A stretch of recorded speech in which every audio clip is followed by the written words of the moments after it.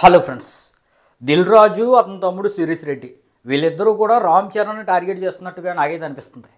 మరి global star Ram Charan target చేస్తున్నారంటే mega ఫ్యామిలీని ఇండైరెక్ట్గా టార్గెట్ చేస్తున్నట్టే. నిజమే భయ్య, ఎందుకంటే దిల్ రాజు ఏమీ ఇండస్ట్రీకి కొత్త కాదు కదా. దాదాపుగా 3 దశాబ్దాల నుండి ఇండస్ట్రీలో ఉన్నాడు. అనేక సినిమాలు తీశాడు, అనేక హిట్లు తీశాడు, ఫ్లాప్లు తీశాడు.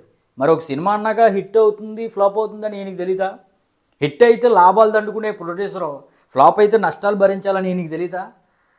తెలుసు.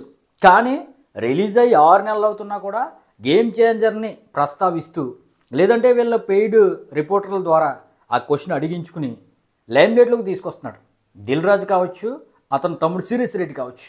ఒక డ్యామేజ్ అయినా ఇంకొకటి కాపాడింది. గేమ్ చేంజర్ ఫ్లాప్ అయింది. హీరో వచ్చి మాకు ఏమైనా హెల్ప్ చేశాడా?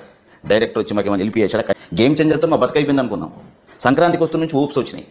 ఇప్పుడు RRR తర్వాత గ్లోబల్ రీచ్ వచ్చిన తర్వాత గ్లోబల్ స్టార్ రామ్ చరణ్ నీకు డేట్స్ ఇచ్చినప్పుడు మంచి డైరెక్టర్ని పెట్టుకుని కూడా సినిమా ఇంత బాగా రాలేదంటే నువ్వు వాళ్ళకి సమకూర్చాల్సిన వనరులు సమకూర్చలేదేమో అని నాకైతే అనిపిస్తుంది. అయినా లాస్ వచ్చింది అంటున్నారు. అసలు లాస్ ఎలా వస్తుంది భయ్యా? వస్తే గీస్తే డిస్ట్రిబ్యూటర్లకు లాస్ రావాలి, కానీ ప్రొడ్యూసర్ అయినా నీకు లాస్ ఎందుకు వస్తుంది? ఓటీటీ రైట్స్ అమ్మేసుకుంటారు, డిజిటల్ రైట్స్ అమ్మేసుకుంటారు, ఆడియో రైట్స్ అమ్మేసుకుంటారు, శాటిలైట్ రైట్స్ అమ్మేసుకుంటారు, థియేటర్ రైట్స్ అమ్మేసుకుంటారు. ఇవన్నీ అమ్మేయిగా ఇక మీకు లాస్ ఎక్కడ వస్తుంది? అంటే ఫ్లాప్ అయితే హీరో రెమ్యునరేషన్ తీసుకోకూడదు, డైరెక్టర్ రెమ్యునరేషన్ తీసుకోకూడదు, అప్పుడు మీకు లాస్ కవర్ అయిపోయినట్ట. మరి మీరు చెప్పిన లాజిక్ ప్రకారం లాభాలు వస్తే మీరు ఏమైనా హీరోకి ఎక్స్ట్రా ఇస్తారా రెమ్యునరేషన్? మరి లాసులు వస్తే వాళ్ళెందుకు మీకు కాల్ చేయాలి? వాళ్ళెందుకు మీకు బాధ్యత తీసుకోవాలి? మీరు ఒక ప్రాజెక్ట్ సెట్ చేసుకునేదే టేబుల్ ప్రాఫిట్ చేసుకోవడానికి, స్టార్ హీరోని తెచ్చిపెట్టుకునేదే టేబుల్ ప్రాఫిట్ మీద మీరు డబ్బు సంపాదించుకోవడానికి. గేమ్ చేంజర్ డిజాస్టర్ అయినా సరే మీకు లాసు చాలా తక్కువ అనేది వస్తుంది. మీరన్నట్టు గేమ్ చేంజర్ ఫ్లాప్ తర్వాత సంక్రాంతికి వస్తున్నాంతో హిట్ అందుకున్నారు.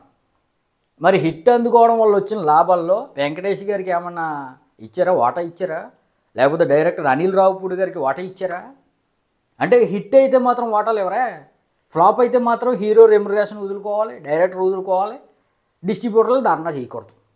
లాభాలు వస్తే మాత్రం మీ అకౌంట్లో వేసుకుంటారు, లాస్ వస్తే మాత్రం మీ అకౌంట్ నుంచి తీయరు. బాగుంది ఇల్మయ్య. హీరోలందరూ కూడా సినిమా అవకాశాలు ఇచ్చి నేను ఇంత టోన్ చేసినందుకు బాగా గడ్డి పెడుతున్నాను. ఎక్స్పెషల్లీ మెగా హీరోలు నీకు చాలా అవకాశాలు ఇచ్చారు. అల్లు అర్జున్ కానీ, రామ్ చరణ్ కానీ, చిరంజీవి గారు కానీ, పవన్ కళ్యాణ్ గారు కానీ నువ్వు మాత్రం వాళ్ళకి మాత్రం బాగా బొక్క పెడుతున్నావు. ఎక్కడో తేడా కొడుతుంది భయ్య. కొన్ని రోజుల్లో అయితే బయటకు వస్తాయి.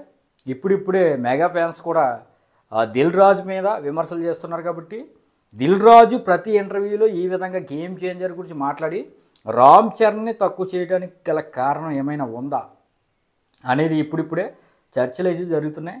త్వరలోనే అన్నీ బయటకు వస్తాయి.